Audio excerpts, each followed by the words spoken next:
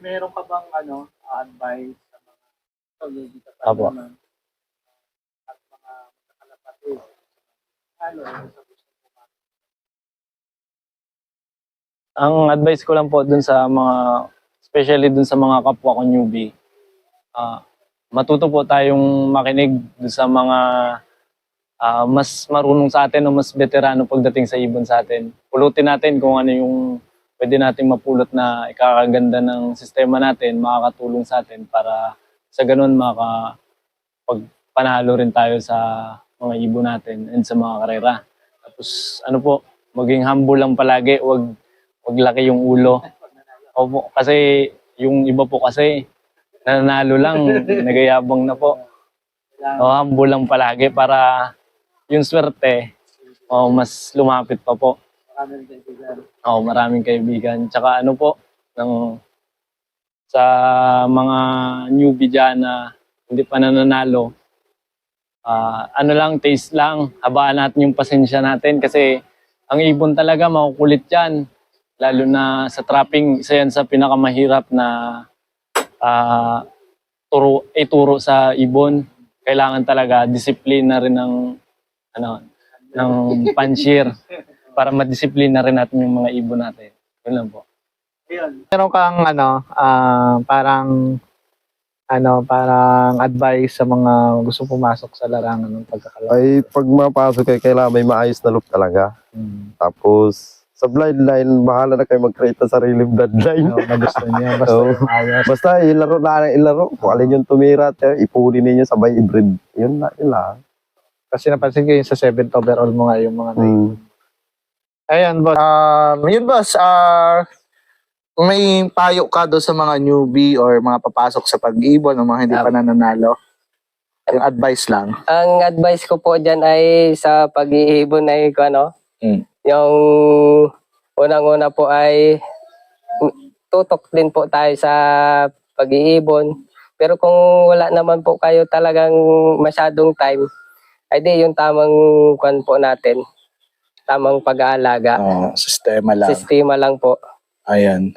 Bago sa ibon naman po, dapat talaga po ay kung mag-aalaga tayo ay may linyada talaga po. May bloodline. May bloodline po ang ibon. Kasi pag wala po, bago ang karera natin, talagang gugulong po tayo. Oo. Naranasan po namin talaga yan.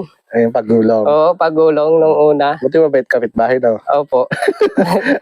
Buti na lang po, nandyan po yung si Boss Dieter at si Boss Delio po. At talagang, yan din po yung nag-alalay din po sa amin. Pag, nagabigay po talaga sila ng pag alam nilang gulong.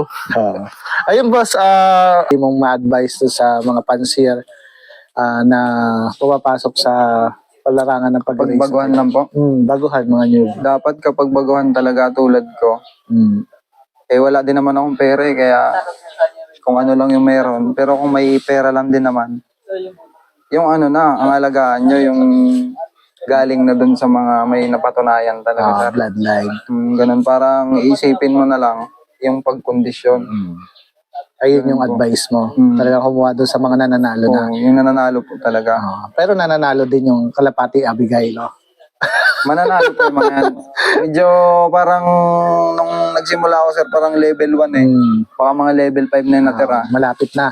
Malapit na yan sa katotohanan. Lapit nang mawala sa train. Ayan. May shoutout. May ma-advise ka ba sa mga gustong pumasok sa larangan ng pagkakalapati or newbie? Pwede mo ma-advise. Advice ko lang ay huwag lang sumawa sa paglalaro. Kasi ng balang araw matutuklasan nila yung may ibon na silang hawak na hindi pala nila nasusubukan. Kailangan talaga self-training para manalo ka sa ibon. Tapos may deadline ka na ibon na ay lalaban mo hanggang dulo. Nakakilala mo, no? Kilala. Pwede ka nanalo, mag-direct. Ayun. Kahit isang pares lang. Oo. Ayun, meron kang parang advice or payo sa mga newbie or napapasok? Yung mga bago siguro. Kung hihingi lang sila mga payo sa mga veterano. At saka yung huwag sila agad silang masuko. Importante yun eh. Yung sabi nga pagka pinasok mo yan, ay pangatawanan. Pangatawan mo. Ayun. Para pagdating ng dulo, makikita mo resulta. Sa pagtiyaga. Pagtsaga, tsaga-tsaga Ayun. lang. Ano nakukuha mo pala sa Kalapati? Bakit pumasok ka? Final advice sa mga newbie at kay pinsan mo, kay Mind Healer. Saan? Preto ka. Advicean ka, advice. Yan, advice kay Man Healer at sa mga newbie, dating pansir. Anong pwede mong advice sa kanila? Ano lang, yun, yung siguro mga huling advice ko sa mga newbie, maging kayo, matuto kayo sa sa inyong mga pagkakamali. Ayan. Basta, madaming pagkakamali, madaming matutunan. Ayan. Kaya ikaw pinsan. Anong advice mo kay Pinsal?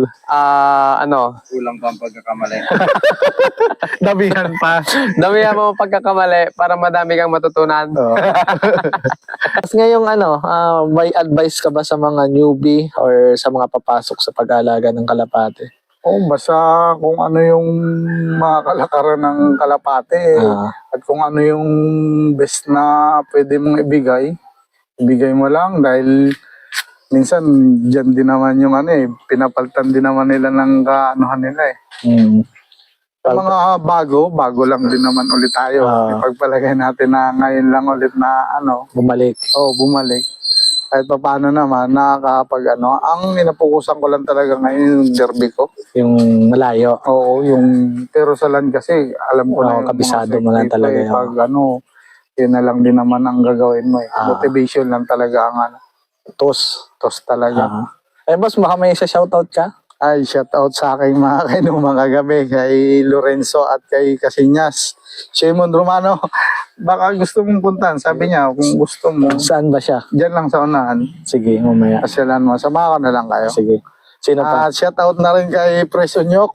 Pre, Si sa Onyo. lahat ng mga presidente ng aking mga pinalaroang club, Bipa, MP sa Ibansod, Kikan, at kay Pres Wilbert, kay Pre Clyde, at sa MMPC. Kay Shout misis out mo. na lang. Shout out din sa aking mahal na asawa at talagang supportive sa atin yan. Ayan, wala na. Yun lang at maraming salamat. sa Ayan, inyo. thank you so much. Maraming salamat mo sa pakain din. Thank you sa pag-entertain sa amin. Maraming salamat. Ayan, balik na lang kami sa sunod. Maglalanag champion. Salamat. Sige, sige.